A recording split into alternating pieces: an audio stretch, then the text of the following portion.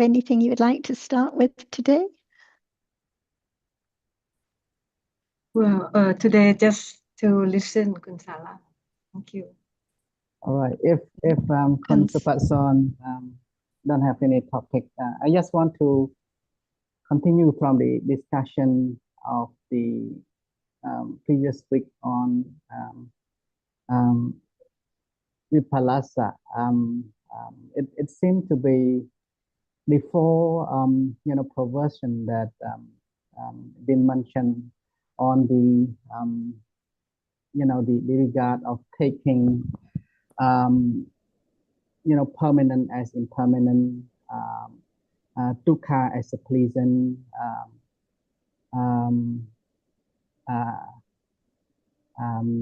anatta as atta, and also the impurity as a purity. It seems to be this is the opposite of yoniso manasikara, which has been mentioned as well, but it's no detail. I could not comprehend myself on the yoniso manasikara, so I just want to hear more on the characteristic of yoniso manasikara, if you may. Thank you. Perhaps I'll start and then Jan may add more.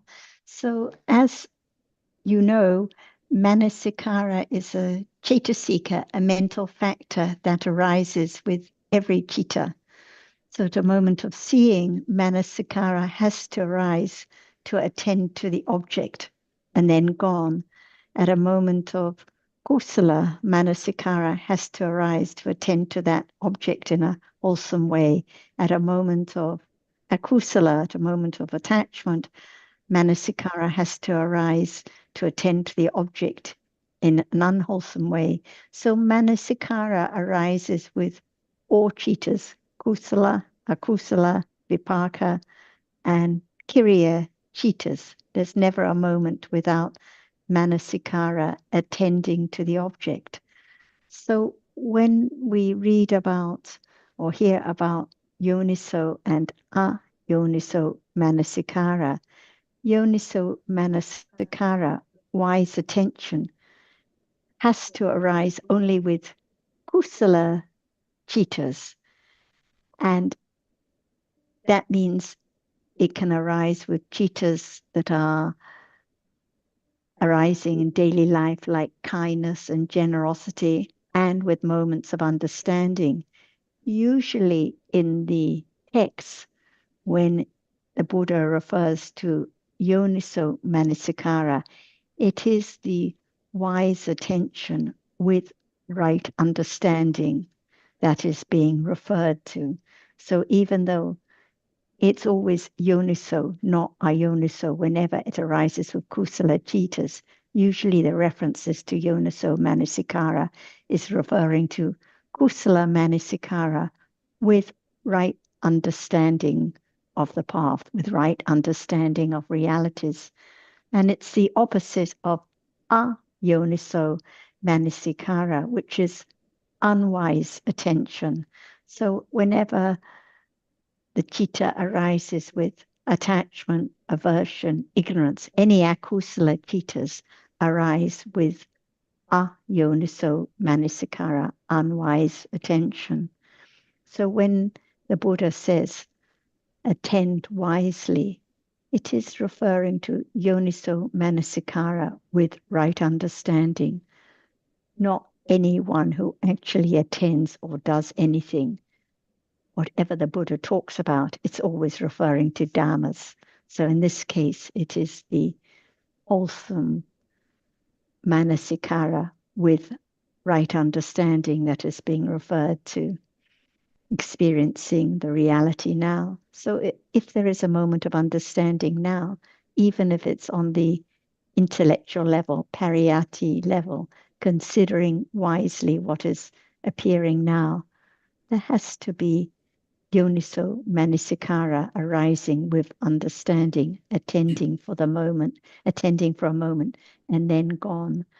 And it's the opposite of what is often referred to by those who follow practices thinking there should be attending to a particular object such as breath or foulness of the body or some other object with the idea of I or someone attending. Actually, that is ayoniso manasikara when it arises with the idea of I attending. It's not even the wise attention in the development of samatha bhavana. It's ayoniso manasikara whenever there is the idea of I should attend or I can attend or I should focus on the object. Is that clear, Sally? Yeah, thank you, Sarah. I think I get better understanding and just want to understand more. Is it in our daily life, in the conventional world, where we, thinkings about, for example, if we're driving on the road, people drive, in the bad behavior, we, go to restaurant, the food is, very salty, it's not in our favor. And we take that consideration thinking that, okay, they don't mean to do it. This is our vipaka, they because they don't know our taste or whatever. We try to think that way. Is that is a level of unisal manasikara as well, or it's not considered as manasikara at all? It's like now, if we try to think about seeing now, or try to think about yoniso manasikara in order to have yoniso manasikara, what is the reality? Is it I trying to have yoniso manasikara, trying to think in a wholesome way? So we can see it's very subtle, because as soon as it's I trying to have kusala, then it's not the understanding of dharmas that are conditioned. It's I wanting to have kusala chitas, to think in a wholesome way. So it's different from just naturally at that moment reflecting wisely that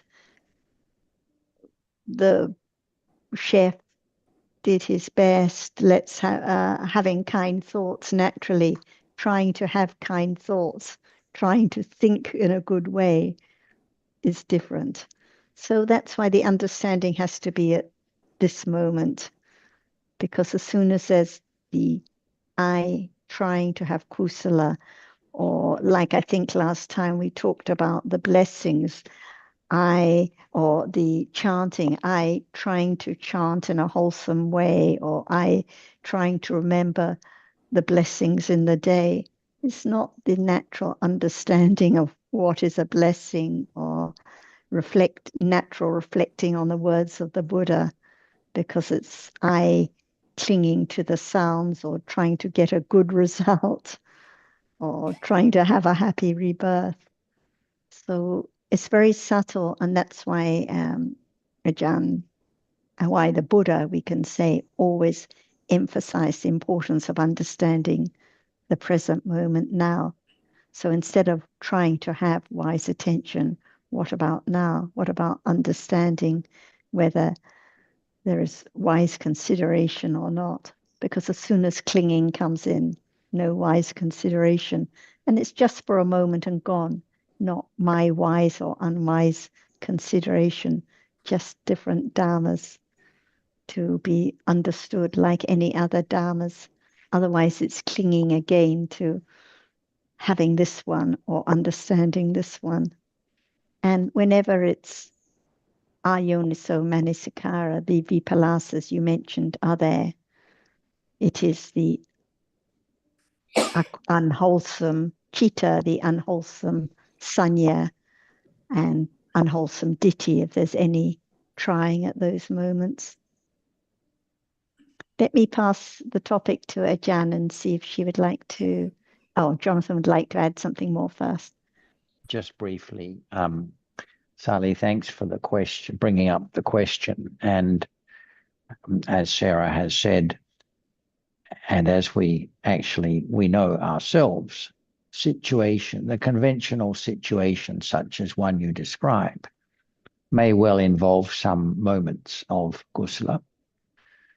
It's difficult to really pinpoint, though, which are the moments of kusala and which are ordinary moments, that is to say, akusala, because that's how it is. Even when there is, so reflecting on the Dhamma, of course, can be kusala. Not necessarily, but can be. And that's your question. When there's reflecting on the Dhamma in a conventional situation, is it kusala, yoniso manasikara? And the answer is, well, even if it's kusala, it's likely to be some kusala among moments of akusala too. So difficult to pinpoint the one from the other. So one of the points Sarah was making was we should not fall into the trap of trying to always identify, but just appreciate that if it's kusala, then there's yoniso manasikara. In this respect, it's much like sati. There's sati with every moment of kusala. But the characteristic of sati doesn't necessarily appear.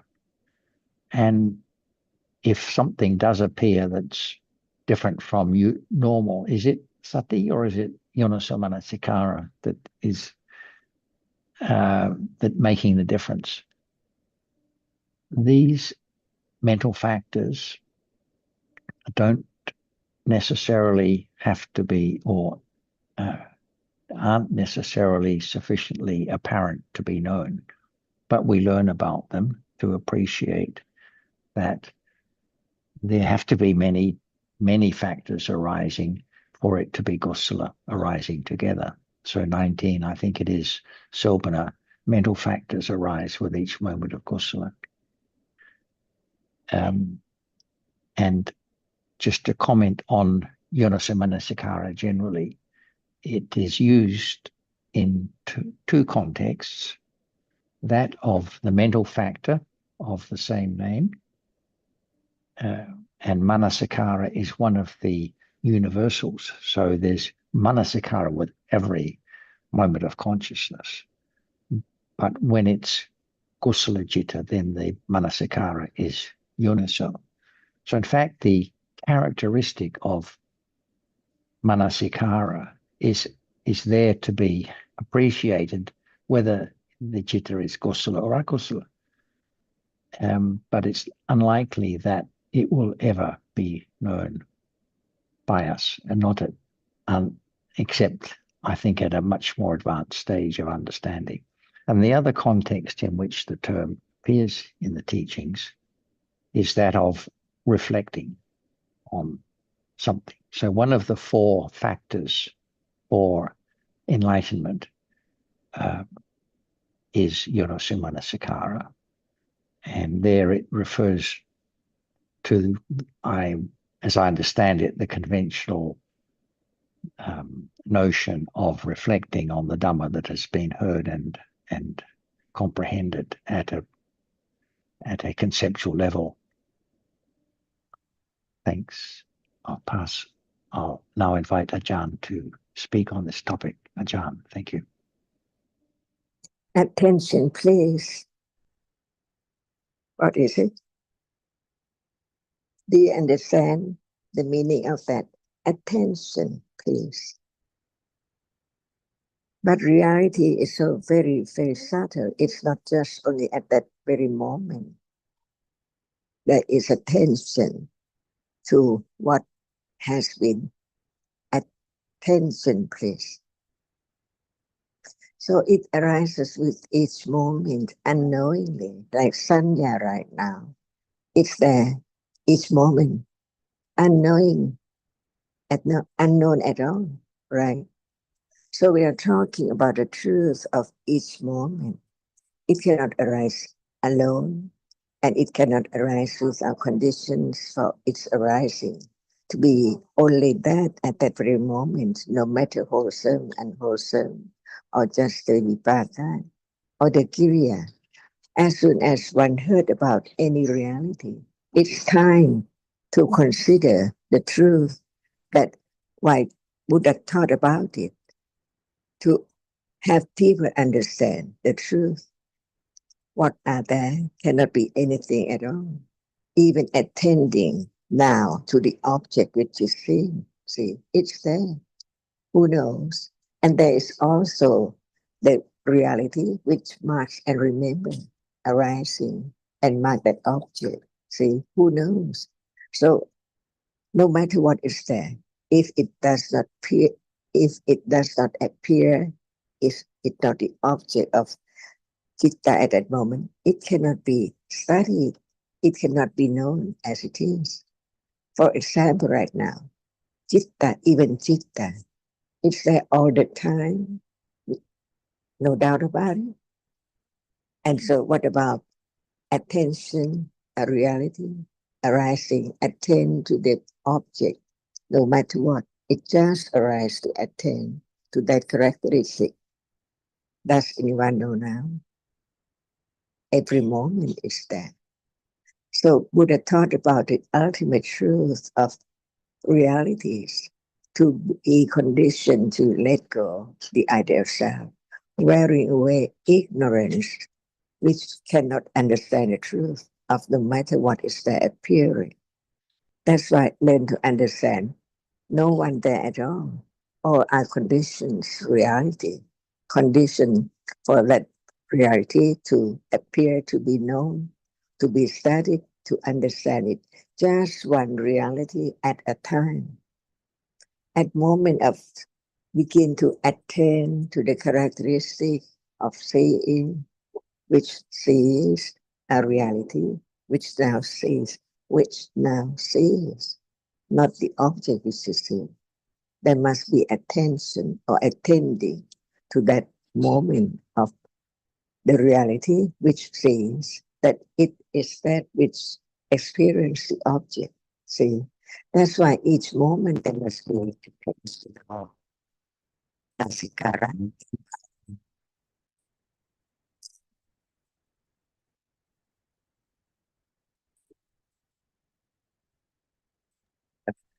Ajahn, we have lost your audio. We can't hear you.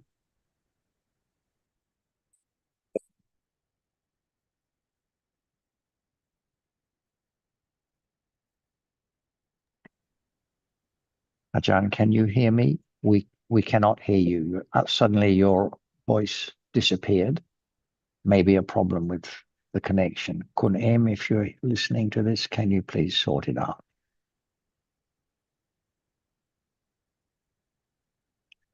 Meanwhile, we can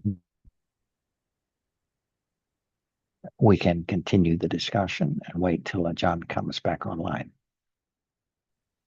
เอ็มคะ So, ดูเสียงท่านอาจารย์ด้วยค่ะขอโทษนะคะคุณจอห์นนั่น I just talk to คุณเอ็ม yes, please, Kun Jill. เอ็มคะเอ็มช่วยดูเสียงท่านอาจารย์หายไปด้วยค่ะ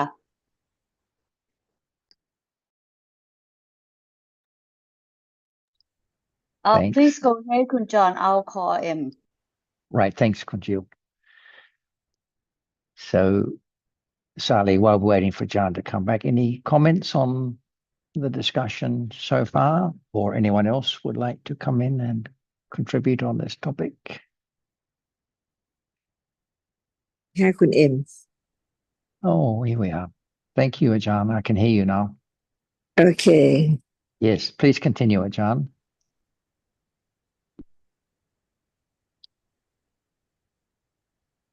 Just a moment, please. Right.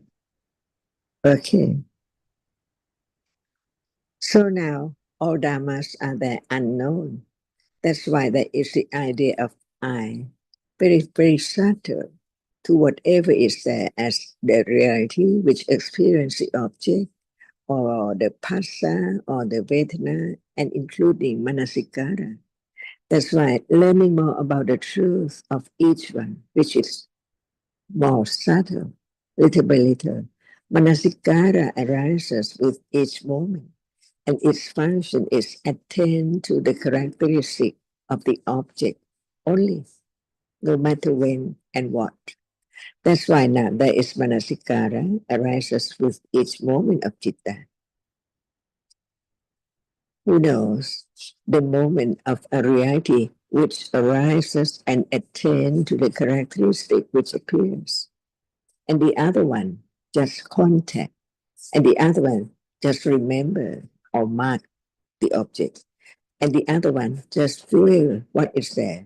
And more than that, Buddha taught about everything in order to understand the truth, but actually what is seen or appear to be the object is just its nature, which is only visible object or sound or smell or taste or that which is hard or soft. See, that's all unknown until hearing about the truth.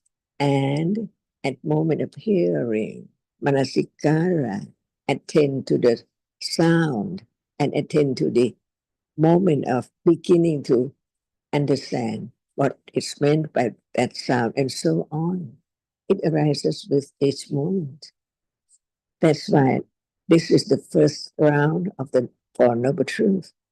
Because without understanding the truth, how can there be any moment of understanding the truth of what is there as it is?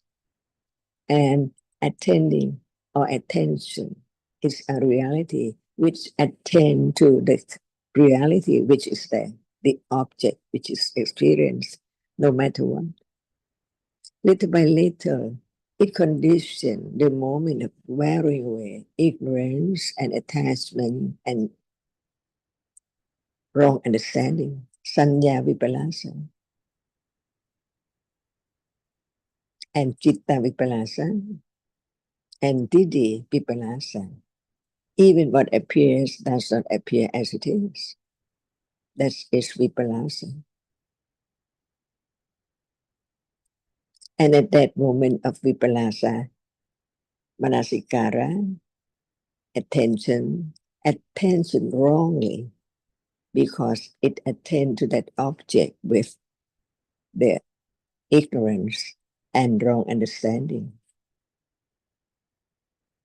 If it's right, attention to the object, to the truth at that moment, it's not akusala. And all cetasikas arising that very moment is akusala as well.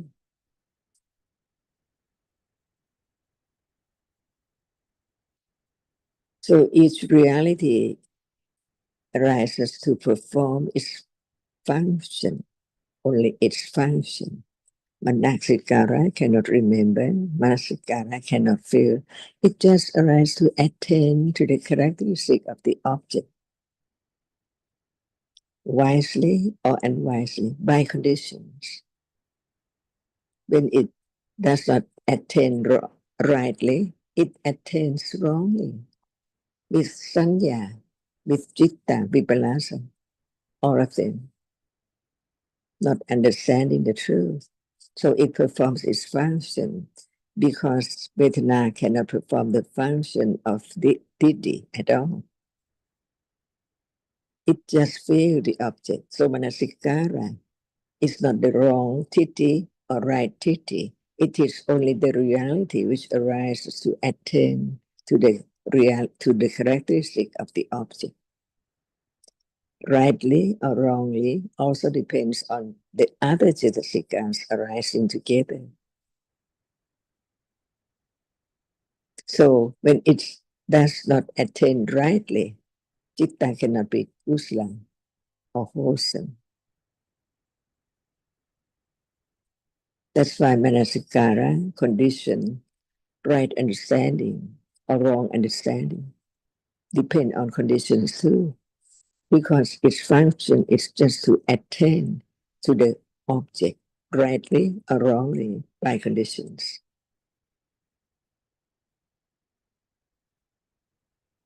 In order to understand that nothing can be taken for permanent or self or something at all. It just arises by conditions, perform its function, and then gone instantly.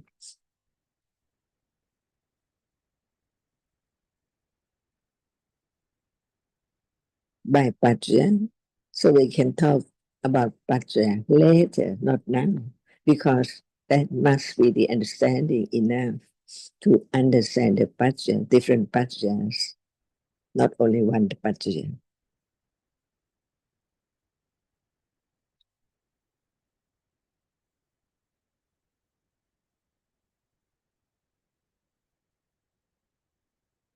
Is it now?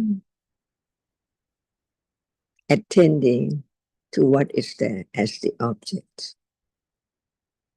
The word, the meaning, right or wrong. Manasikara, just attend to the object.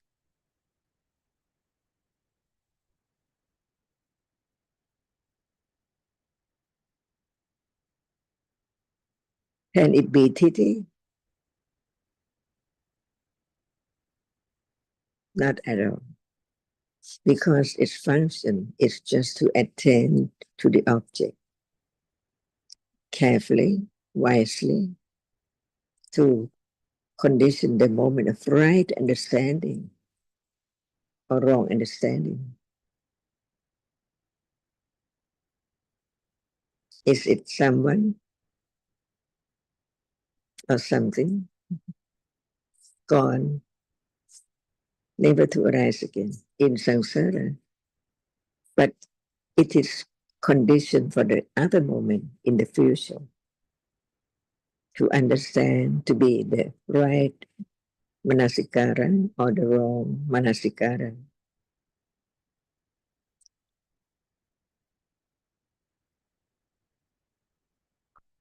Not having heard about the truth, the word of truth at all, can there be the understanding of what is there as it is right now? Depending on manasikara as well, because it's a reality which attends to the object each moment.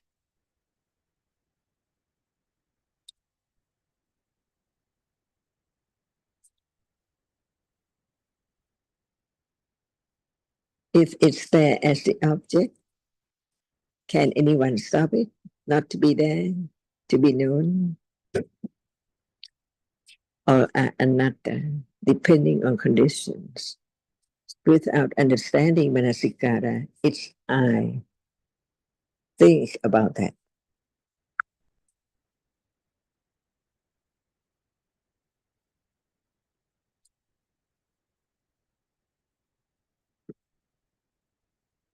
Is that thinking now?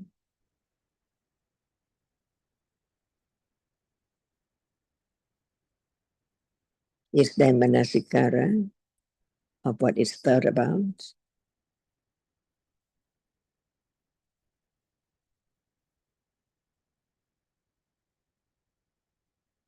This is the way to understand how subtle each reality is.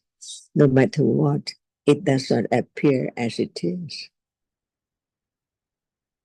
Even we are talking about any reality, what appears is only the nimitta of a characteristic of a reality, one reality, while there are so many moments arising and falling away of that only one reality, like seeing now. How many moments in between, before and after, but what appears is just the nimitta of seeing, that it sees now. But other cetasikas has to arise together. So we learn about each cetasika to understand that it cannot be the other cetasika and it cannot be the citta. When they are together, no understanding. What is there is I, because no one there. It's the experiencing an object, so it's I, unknowingly, so very subtle. And that is vipallasa, when it's a kusala moment.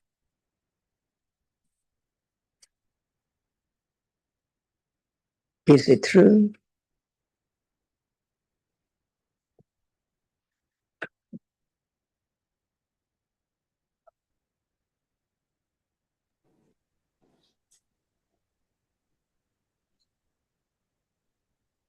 to be truthful to the truth, little by little, to have firm confidence of anatta. No one can make anything arise at all, even manasikara or attention, attending to what is there, right or wrong.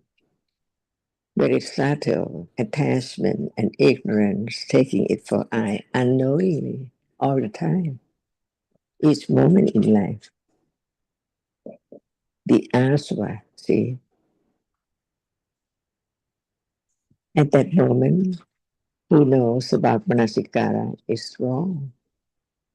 Vipalasa, together with sanya, which marks and remember it wrongly, because it cannot be anything but wrong sanya takes the nimitta, shape and form, as something, someone all the time, as the world full of everything, but in truth, just a moment of experiencing an object. Without that moment, how can be any world or the world? Nothing there. But since what arises so very rapidly had been taken to be something already, because of the subtle akusra, the asra is there. And attention at that moment cannot be right at all. It attends wrongly, taking it for something permanent right now. Is that true? Beginning to be such a barami, little by little, to the truth.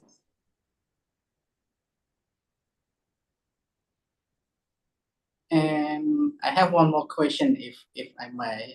I think this is another ignorance that we hear that the seeing of this moment is not the same as the seeing for the last moment, and it's not the same for the seeing of next moment.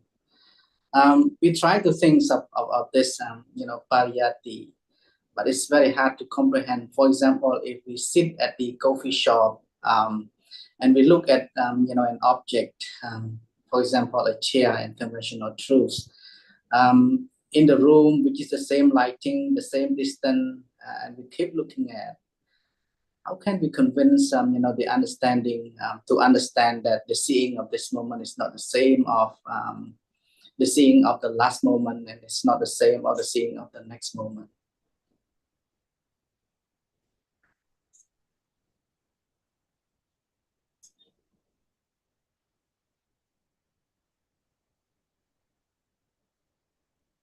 Is what is seen. Sorry, go ahead. Who's that? It's just wanted to make a comment in that trying to convince somebody else.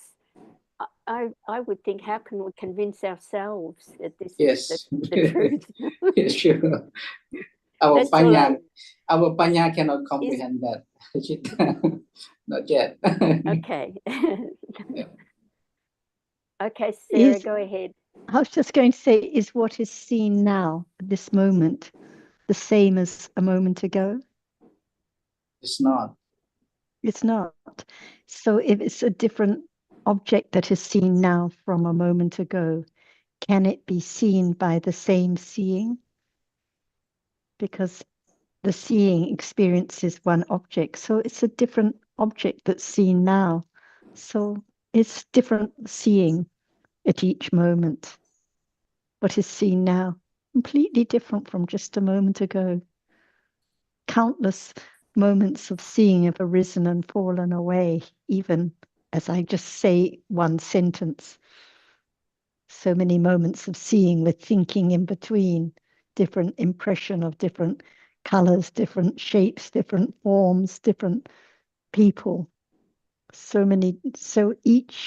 at each moment, what is seen is quite different from any other moment.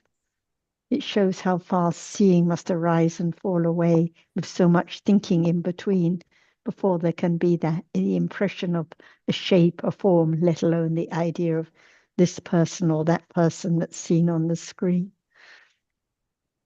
And as Azita said, only when there is a little more understanding how different the seeing is now from a moment ago, then one begins to appreciate it is so subtle and so difficult to understand because there's no direct understanding of the arising and falling away of dhammas.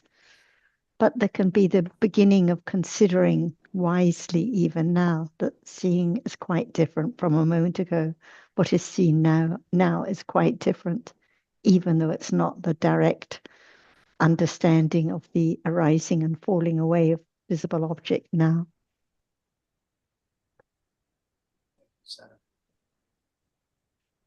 But Parami,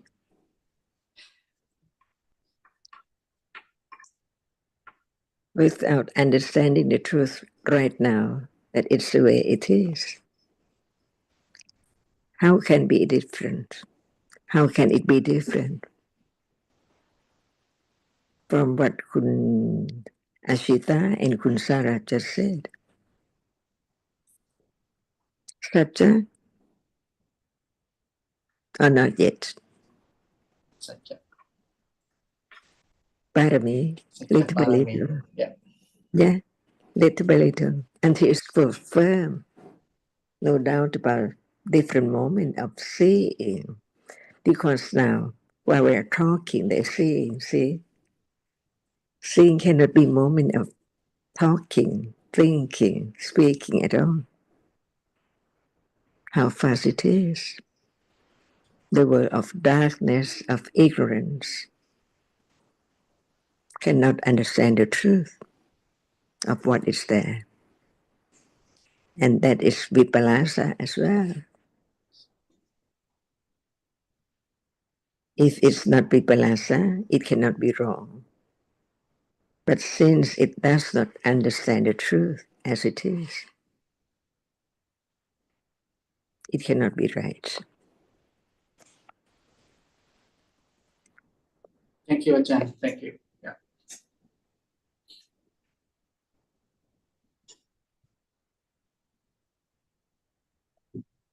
Is there also Piriya Parami and Yes. Kanti Parami and Nekama Parami, Adidana Parami, little by little. That's the way understanding develops, the only way. Manasikara is there as well, no one at all.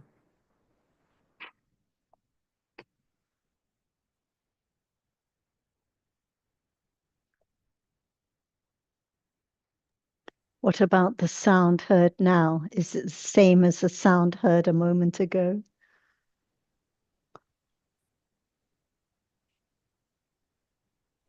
No, it's not the same, Sarah. Even from a tiny instant ago, a mini second, quite different sound. And so can the hearing now be the same as the hearing a moment ago that heard that different sound? No. So we can begin to have an idea of how rapid the hearing arises and falls away, never the same as any other hearing, and countless mind or processes in between.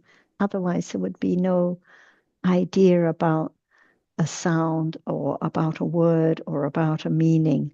So countless moments of hearing different sounds with the thinking about the sound, the impression of the shape of the sound, the meaning of the sound in between. So it's the same for each sense door process. Countless moments of seeing, countless moments of hearing, countless moments of smelling. And if one's tasting lunch, each tasting is different from each other tasting. What is tasted at each moment, each mini morsel tastes quite different. So whatever arises falls away very, very rapidly. So Sarah, I'm gathering from this that vipallasa is very common in daily life. Like I'm just looking at your background and then I go on to think about the sea and is it cold? Big stories about just your background. So Yes. that's vipalasa, isn't it?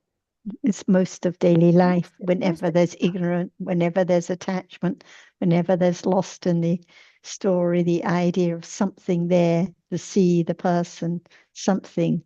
It's not metta, it's not dana, it's not understanding. So it's vipalasa most of the time. And people think, oh, I don't take the computer for being permanent. I know it'll break down and I know this pen will stop working. But this is not the understanding of the impermanence of reality, what is meant by taking what is impermanent for permanent, when there is the idea that the seeing lasts even a moment. That is taking what is impermanent for permanent, when there's the idea that the sound heard now is the sound of an instant ago. That is taking what is impermanent for permanent. So Sanya Vipalasa, Chitta Vipalasa, Ditti Vipalasa all day long.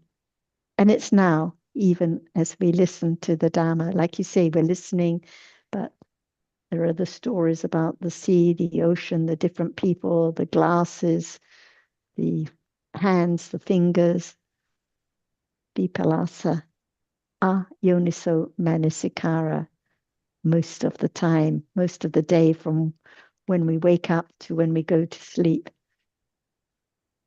I'm actually a little stunned about that. I mean, yes, I've heard about vipalasa, but it didn't click before that it's now. Yes, yes. Usually when we wow. say to someone quite new, oh, is a kusala chitas now, akusala, and they say, oh, we're listening to the Dhamma, so there are kusala chitas, or I'm helping my friend with her cooking or packing, so kusala chitas, or I went to the temple, so kusala chitas. No, most of the time, even while listening to the Dhamma, even when going to the temple, even when preparing lunch for one's friends or family, most of the time, yoniso manasikara, vipalasa. Yes. Yes. Because so a lot of the moments of kusala are few and far between. I was about to say that. So rare. You know, I'm often quite friendly to strangers. And I've been thinking about it. Oh, yeah, look, I'm friendly, metta. But I think it's just, I get a kick out of it. So I think it's just lopa that I'm being friendly.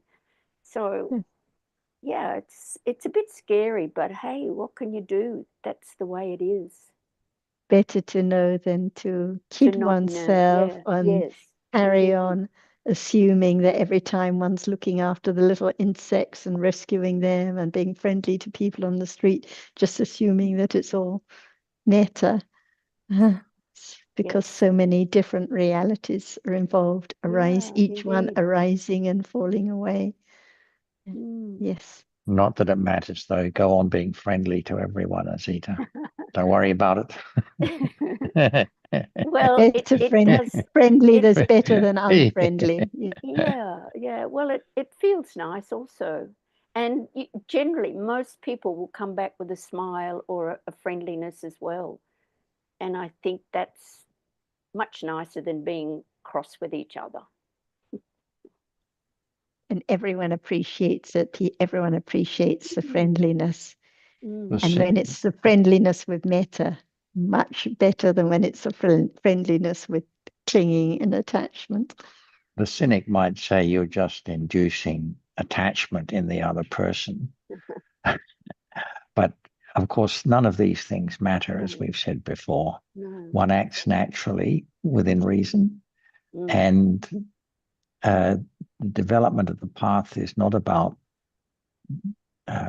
not being friendly to people because it's bound to be agusala, an attachment.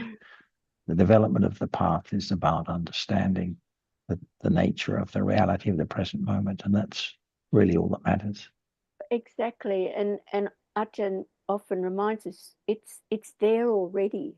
It's arisen already. That's always been one for me as well. Whatever is here, it's risen already. So I find those reminders so good, not to get too stressed about, oh, I shouldn't have done this, shouldn't have done that. It's risen already and it's gone even. It had to be that way. It couldn't be any other way by conditions. Exactly, yeah. And none of it belongs to me. The friendliness, the unfriendliness, the kindness, the attachment, they're just dharmas arising and falling away, not belonging to you or me or anyone else. Yeah. Yes, thank you so much. I do have one other quick question, and it's to do with aditana and adimok. And I'm wondering, I've tried to, because in the paramis it's aditana. And so adimok is also determination. So why are the two words for the same cetasika? Aditana and adimok.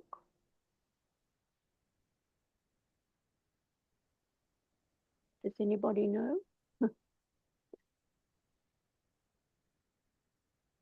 I think I'll let Ajahn reply first. Okay. Because we discussed this before, but I would have to consider. So let's let Ajahn. Okay, thank you. How many citta adimokkha arises with? Oh, Ajahn. Or we don't have to think about that, but think what citta adimokkha cannot arise with at all. Vipaka jittas, like seeing and hearing. There's no adimok. Right. But the other vipaka cittas it arises with, so it arises with almost every citta, but not seeing, hearing, Not smelling, seeing, tasting, and touching. Okay. Even the citta before seeing and hearing, the adverting to the object it arises with. It's it usually gets translated in English as determination, but it's kind of misleading. It must be there to fix on the object, but not at the moment. So I forget how we translated it before. I forget what you use in English, Ajahn, for adimokkha.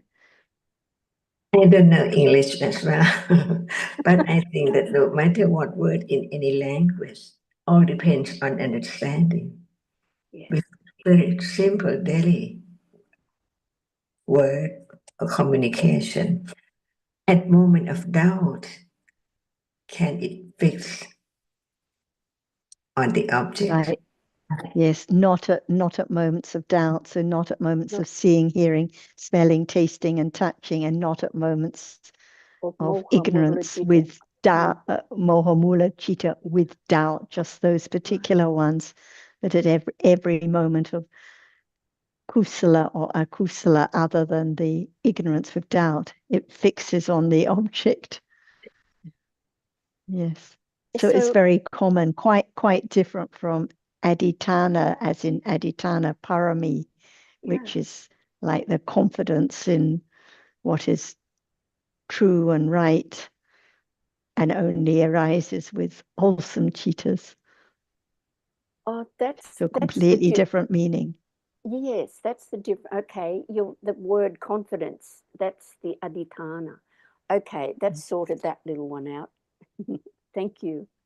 Thank you. I think, like Ajahn said, it's helpful to consider when they arises. So aditana can only arise with kusala cittas, and if we're talking about the parami, kusala cittas with panya, whereas adimokkha, as we just said, arises with almost every citta fixing to the object. Right. Okay. Okay. Out with the Abhidhamma book again, I think, just to checking. Thank you. That's solved that one. Thank you very much.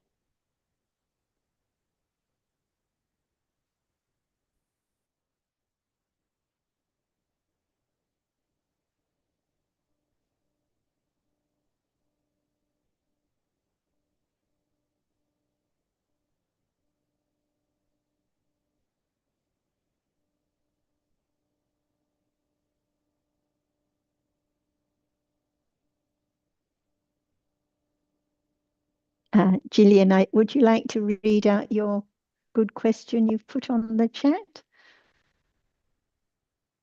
Thank you. I'll try the picture, but as see what happens. Yes, I'm thinking, yes, we can be friendly because we want other people to be friendly to us because we're attached to smiles. But I think you can be friendly because you have, right attitude, or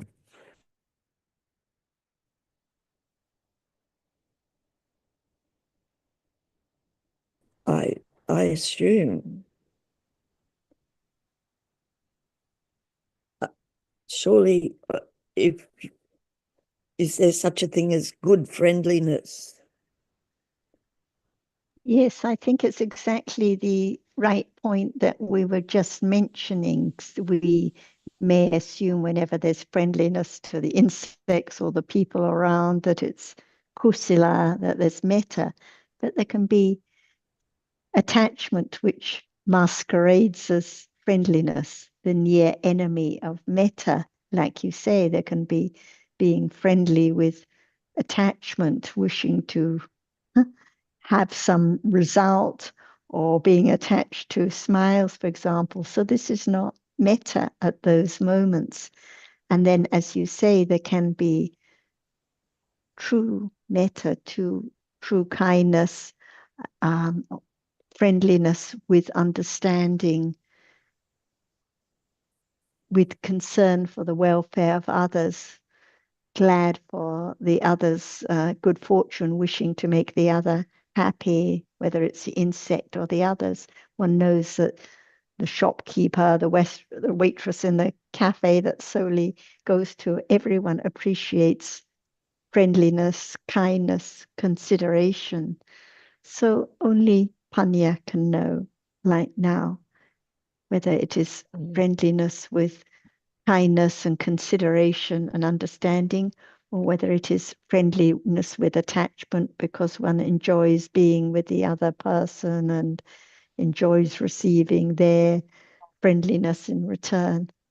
So each moment rises and falls away. And this is why we were saying most of the day there is ayoniso manasikara, unwise attention, vipalasas, different defilements arising and falling away.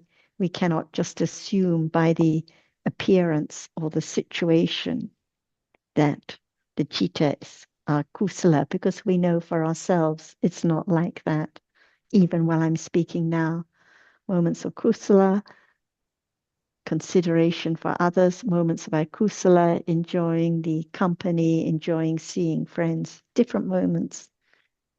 And as the Sita said, it may be a little scary to appreciate a lot of what we took for kusala is akusala, better to know. And even of those moments of, oh, a little scary, let's be palasa even at those moments.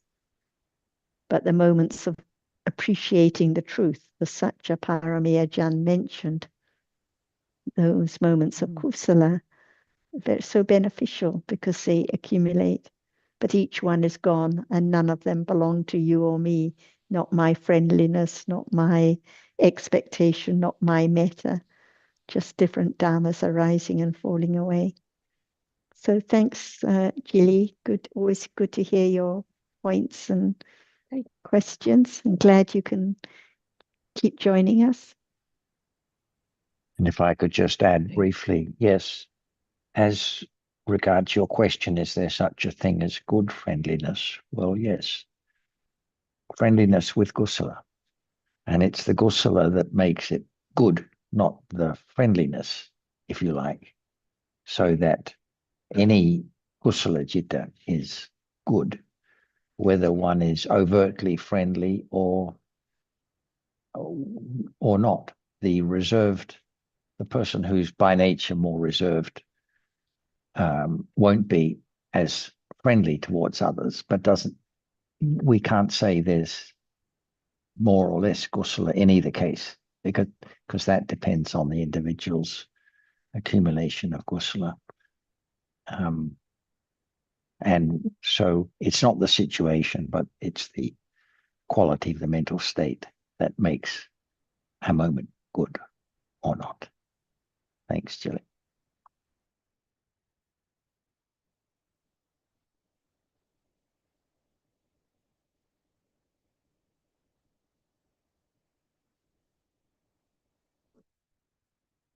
When there's no friendliness, not being friendly, what is there?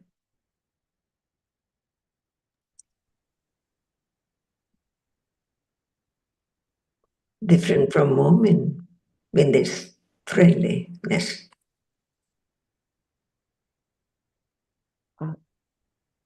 I suspect it's often agusala friendliness, but it's good to think about that. What is the nature of truth, of reality, of citta at that moment when there's no friendliness? See? If friendliness is a state of mind, then of course absence of friendliness is not kusala. But if friendliness is being regarded as the way one acts and demonstrates towards other people with a greeting or something or other, a smile, for example, then we're talking about a situation rather than state of mind. But when you see someone you like, your friend, and someone you don't like, see? But is there any difference to understand the moment of being friendly and moment without friendliness?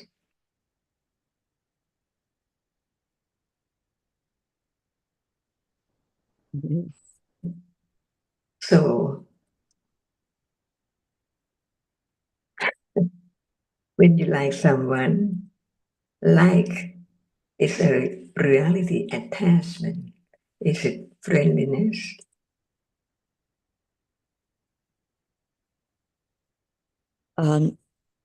Yes, it just depends, doesn't it? Whether it depends on your mental state at the time, whether you're just lost in what's that word you've been using today? Attachment. Vipalasa. Right, I know that one. Yeah. Vipalasa. Yes. I think the point that Ajahn is making is that actually friendliness is being a friend. So at the moment of being a friend, there is kindness and consideration to the others, the opposite of attachment, when actually there is not friendliness, there's not being a friend, because there is the clinging to oneself, clinging to the other. So the true friendliness is actually metta, having the other's welfare at heart. So at moments that may seem like friendliness that we talked about, like when one hopes to have a smile in return, it may appear to be friendliness, but actually at those moments it's not friendliness because it's clinging, wishing to receive something for oneself.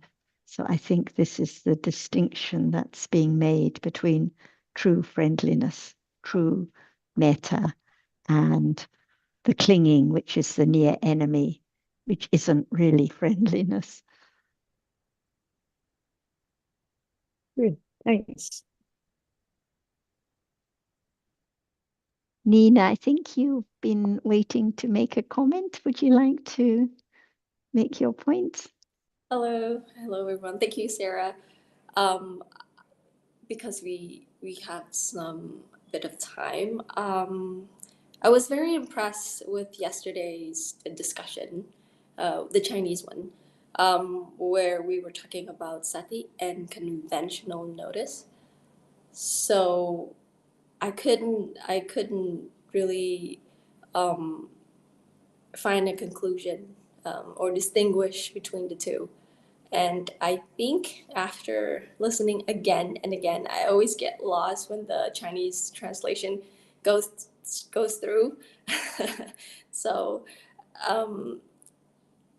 but Jonathan pointed out so well that usually where everyone thinks that, oh, I realized that was still sat or lope, which is called sati, but it's actually not, because it's just conventional notice. So I want you to help to clarify it or help me understand more how to distinguish between the two. Sati does not have emotions, which what Sarah says. It doesn't cling to emotions, but conventional notice is somehow dictate, if I'm not wrong. Yes, I think this relates to Sally's point about when one, for example, if there's trying to notice what is occurring, for example, in the coffee shop, in order to have kusala arise, it's not sati and it's not wise attention at that moment, because actually there is the wanting to be aware or wanting to have kusala. So when we talk about conventionally noticing, like now, conventionally noticing that there is friendliness, other people in the discussion are friendly, it's actually just thinking about the friendliness. It's different from wise attention at this very moment to what appears, and it's different from sati, awareness of a reality now. This actually is relevant to a comment you made a few weeks ago about being aware of what is happening. This is a conventional idea about sati, that it means being aware of being in the Zoom discussion, listening to what someone has said, moving one's hand around, noticing how other people are responding.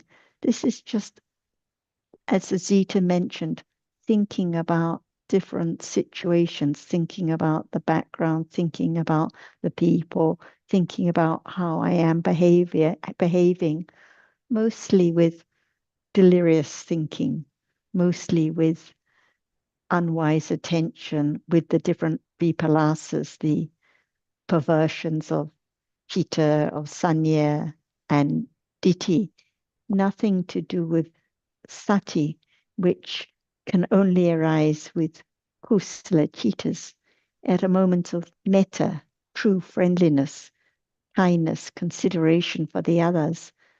Sati is there guarding from akusala states arising, but it's just for a moment and then gone. And as soon as there is the fake friendliness, smiling, hoping to get a smile in return, to use Jilly's example, no sati at those moments at all, because it's clinging at those moments. So sati has nothing to do with what appears to be the situation. Like if someone sits very neatly and tidily and eats their food very carefully without spilling any, and with good table manners, we may think of this as being awareness, but it's just conventional awareness, nothing to do with the reality of sati that just arises with those precious moments of wholesomeness. And often in the discussions, we're talking about sati that arises with right understanding of a reality. So then we're talking about the sati, which develops with understanding until it is the sati of satipatthana, which is directly aware of a reality which appears. So nothing to do with conventional noticing at all, like noticing that you're nodding and agreeing. This is conventional noticing or conventional awareness, but it's not sati, it's not wise attention, yoniso manasikara. It's just thinking about the nodding or thinking about the other person. There may be moments of kusala, wise attention, but most of the time it's just unwise attention about what's seen and heard and so on. So that's why, as Ajahn always stresses, we have to consider and talk in depth about one word at a time, like we were talking about attention, manasikara. So sati is quite different from attention. Manasikara arises with every citta, kusala, akusala, vipaka, kiriya. But sati can only arise with sobhana cittas. So those cittas which have wholesome roots, such as at moments of kindness or generosity or understanding, or with wholesome roots, like, for example, the vipaka cittas in deep sleep. In the human life, they're the result of kusala karma, and they have wholesome roots. So actually, sati is arising with each of those cittas. So this is the subtlety of the teachings of the Buddha, like we were just talking about in reply to Azita's question, beginning to understand when different cetasikas arise, helps one to appreciate that they are all anatta, not in anyone's control, arising and falling away, completely different from conventional ideas or uses of sati, for example, in Thai or Khmer. I'm sure you'll use the term, and I'm sure it just means, like in Thai, a conventional idea of noticing. But the Pali has completely different meaning. The reality is quite different. Okay. Thank you so much, Sarah. That's clear. And can I just add that the distinction that Sarah's been talking about applies to many terms that we come across in the teachings. So we've been talking today about attention, manasikara, awareness, sati, and there's also effort, virya, determination, adhitthana, calmness, passaddhi. All these are English terms that are used to refer to specific mental factors, which of course are just momentary occurrences and performing a function in the space of a split second as part of a citta, a set of citta and jetasikas arising together. And it can be difficult to separate our conventional understanding of or usage of these terms with their meaning in the Dhamma context. So I think what we've been saying just now about awareness applies to all these mental factors. We have to, in a sense, put aside our usual usage of these terms to consider how it applies on a momentary basis. And this highlights the fact, I think, that these individual mental factors are not likely to be the object of awareness and understanding at this early stage of the development. So we can forget about trying to notice them, let alone develop them individually. It's just not going to be that that sort of thing happening. So thanks. Maybe Ajahn would like to say something more on this topic. Thank you, John. Each word about the truth, about reality, is so very subtle. It seems like there is some more, a little more understanding of it, but in truth, it can be understood clearer, more than just now, little by little, right? For example, it seems like there is the understanding of metta, but when? See? And what is the nature of metta? No attachment, no aversion. That's why it's not easy to realize the truth if there's not yet the clear understanding of the reality, the nature of the reality, as it's that which experiences the object. Because any moment of experience an object, no matter what, ignorance about the seeing and the object and what are there together arising with seeing, but it does not appear at all, even one, right? But learn to understand the truth, why it does not appear when it's there too. By conditions, no understanding of attention and feeling and sanya, see, not at all. How can it appear to be as it is?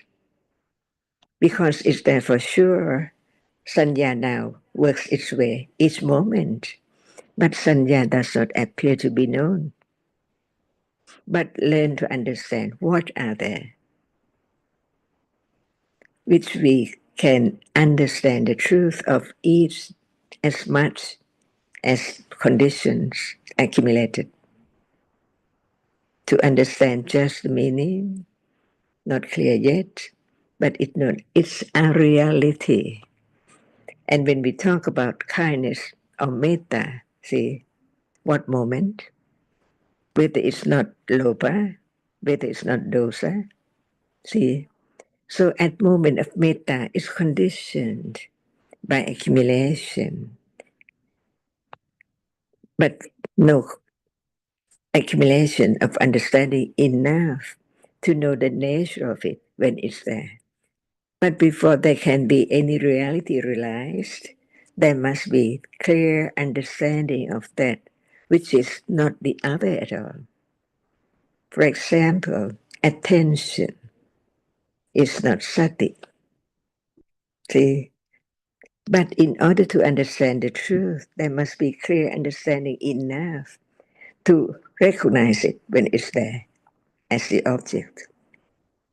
Otherwise now, there are many moments experience the object with the idea of self or I. For example, attachment now to whatever is now appearing.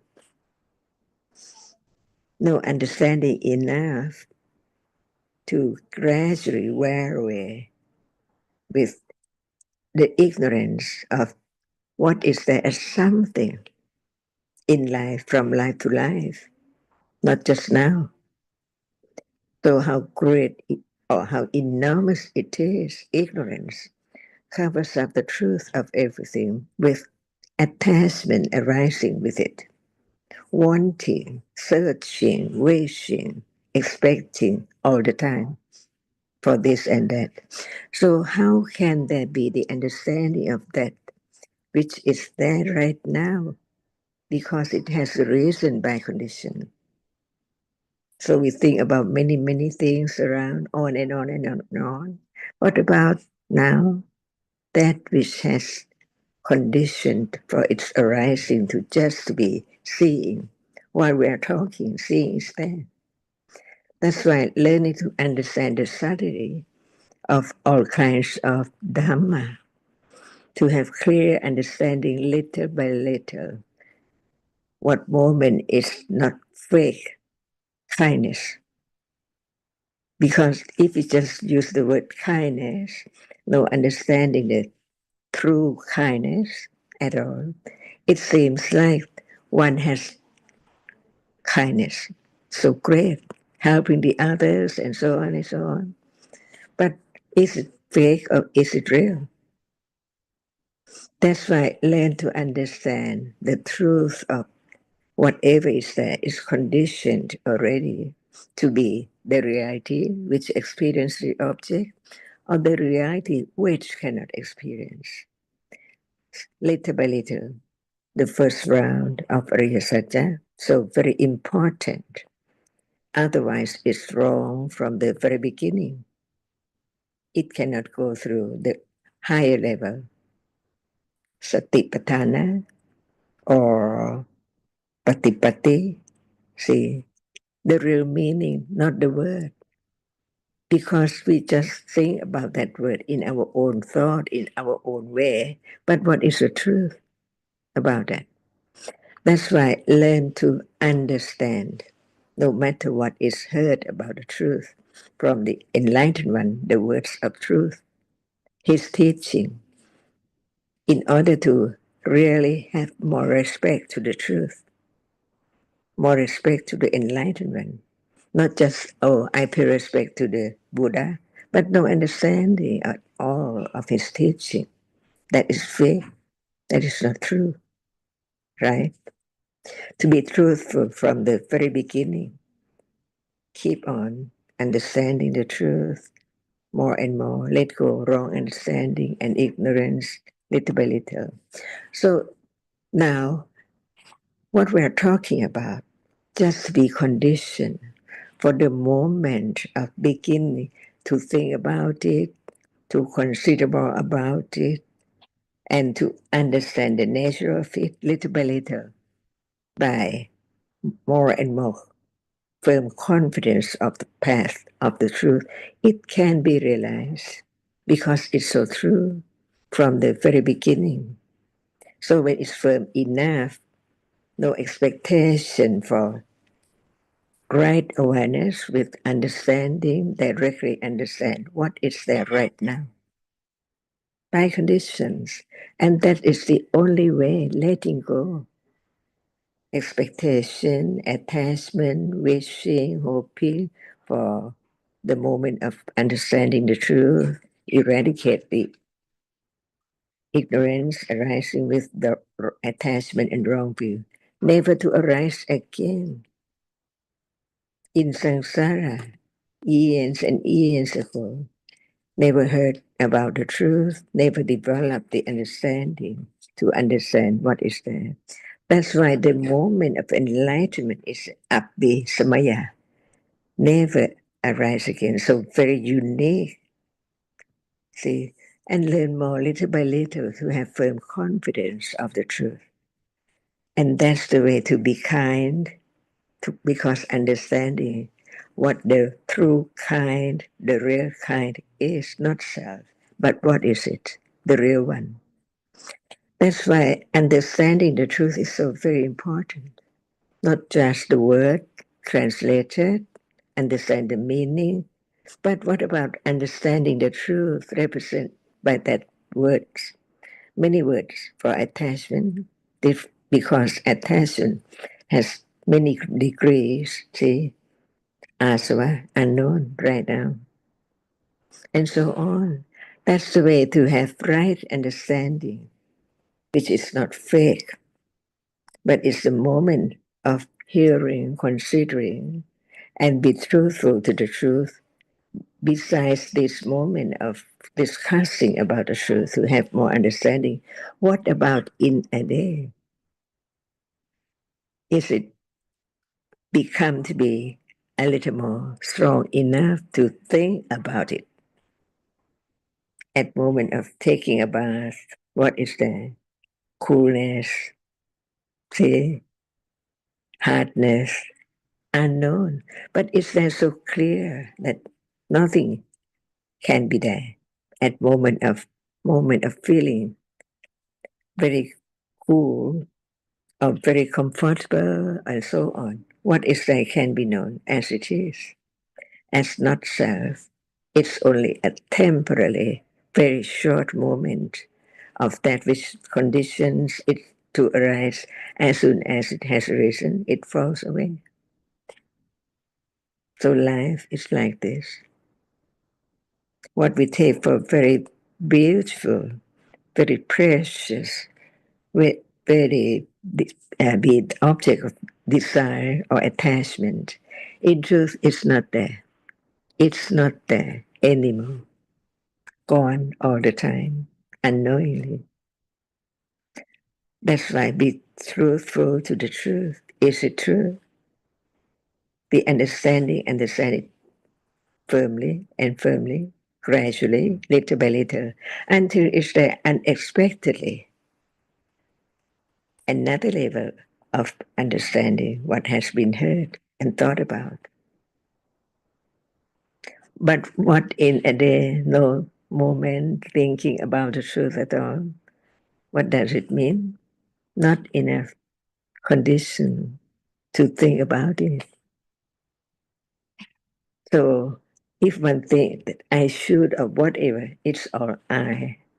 But understanding condition, that moment of begin or sometimes think about the truth, at moment of touching, see, at moment of thinking, at moment of seeing, which is now, it hasn't been the object of awareness, right?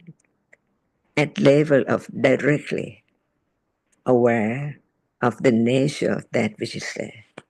But listening, learning to understand the truth, to be conditioned for understanding anytime by conditions, all by conditions. And listening with careful considering is condition too, for higher and clearer understanding of what is there, very gradually and very unexpectedly. How much understanding is there now? Who knows?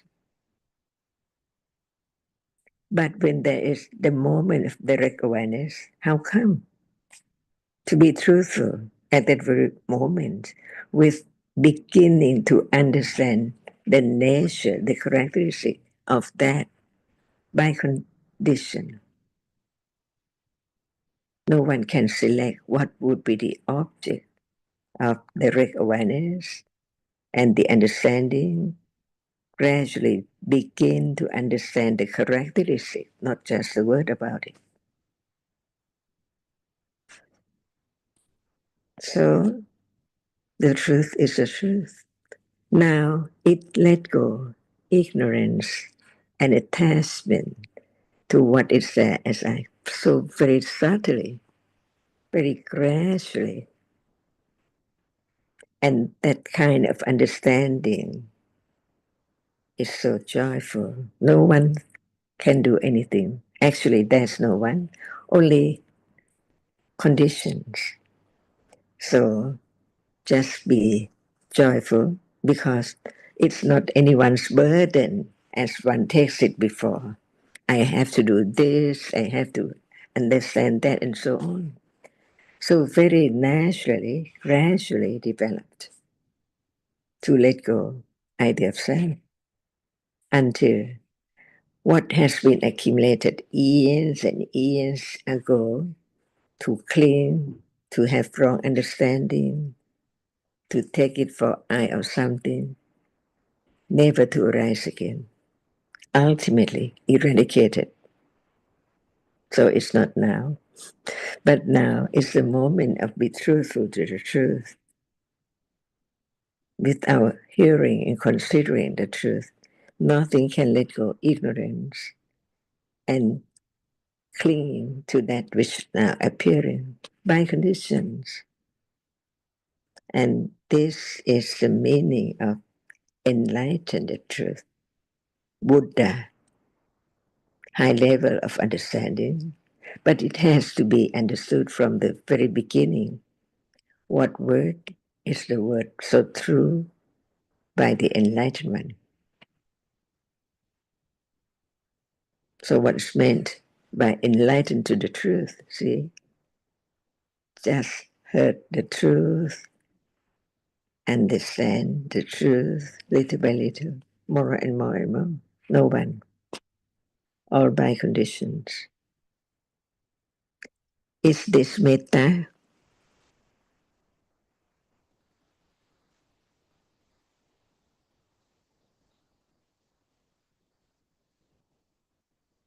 See, that's why even just one characteristic can be realized, can be known the truth, little by little, with understanding only. Whether it's not or whether it is, and what reality is it?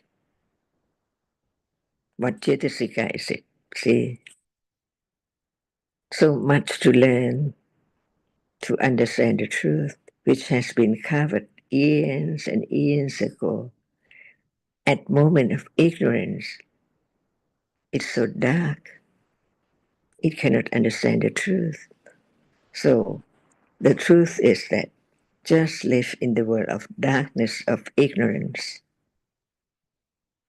No understanding of seeing, no understanding of that which is seen, no understanding of hearing, no understanding of thinking, no understanding of whatever appearing now. Cling to it with wrong understanding about it. That's why Dhamma is so subtle. And understanding the subtlety of all Dhammas is the only way to wear away wrong understanding and all kinds of akusla and the fake metta.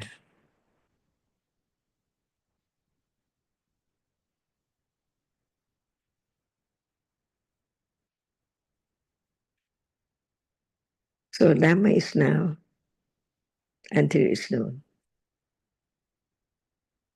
Only that which has a reason and appear is the reality which can be gradually studied little by little to understand it thoroughly, deeper and deeper. So deep, the more understanding, the more subtle it is. If you don't talk about the subtlety of Dhamma, it seems like Dhamma is so very easy. It's that seeing, it's a Dhamma, see? But in truth, what is meant by it's not anyone, anatta. All Dhammas are anatta. What is there is only once in samsara, never arise again in this life or any life.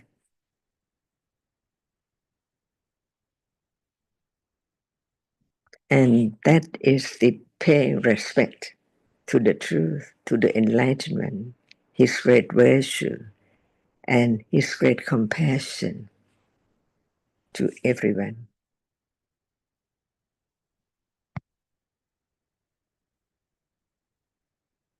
Is it true?